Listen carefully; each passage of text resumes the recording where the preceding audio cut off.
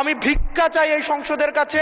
এই রাস্তাটা 10 লক্ষ মানুষের প্রাণ বাঁচাবে মাননীয় স্পিকার, আমি আপনাদের কাছে ভিক্ষা চাই। ধন্যবাদ মাননীয় স্পিকার। আপনি এখন যে মুহূর্তে আমাকে অনুমতি দিয়েছেন কথা বলার জন্য, ঠিক সেই মুহূর্তে আমার দেবিদ্বারে 3 জন তরতাজা মানুষ কিছুক্ষণ আগে মৃত্যুবরণ করেছে এবং তাদের এখন জানাজার প্রস্তুতি নিচ্ছে এবং এটি দেবিদ্বারের প্রতিনিয়ত ঘটনা। বাংলাদেশে কোনো সড়ক নেই, বিভাগীয় শহরের 2টা বিভাগীয় শহরকে যুক্ত করেছে, কিন্তু সেই রাস্তার প্রশস্ত হচ্ছে মাত্র 18 ফিট।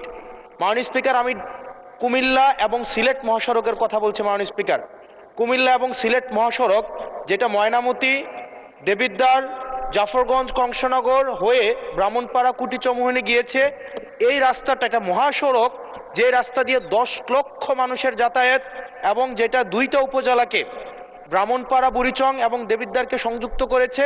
যেখান থেকে চিটাগং থেকে যদি আপনি সিলেটে যেতে হয় অথবা সিলেট থেকে যদি চিটাগংয়ে আসতে হয়, একমাত্র রাস্তা যেটা মাত্র মাননীয় স্পিকার 18 ফিট। এই 18 ফিট রাস্তা দিয়ে প্রত্যেক দিন এটা মৃত্যুর মিছিলে সেটা পরিণত হয়েছে। দেবিদ্বার বুড়িচং অংশটা প্রত্যেক দিন মৃত্যুর মিছিল।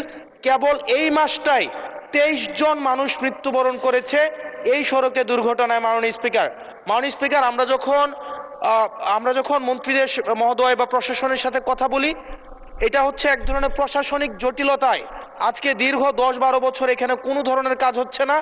আমি আপনার দৃষ্টি আকর্ষণ করছি, আপনার মধ্য দিয়ে মন্ত্রী মহোদয় নিশ্চিত করবেন কি কবের মধ্যে এই মৃত্যুর মিছিল থামবে এবং এই মহাসড়ককে, এটা লাইন অফ ক্রেডিটের আন্ডারে 6 লেনে হওয়ার কথা থাকলেও এটা মাত্র 18 ফিট হয়ে আছে। মাননীয় স্পিকার, এটা আমি এলাকায় মুখ দেখাইতে পারি না, এলাকার আমাকে এখন বেঁধে রাখবে। মাননীয় স্পিকার, আপনার মাধ্যমে মন্ত্রী মহোদয়কে যদি আপনি একটা রুলিং দিতেন এই বিষয়ে যেন উনি যথাযথভাবে ব্যবস্থা নেয়।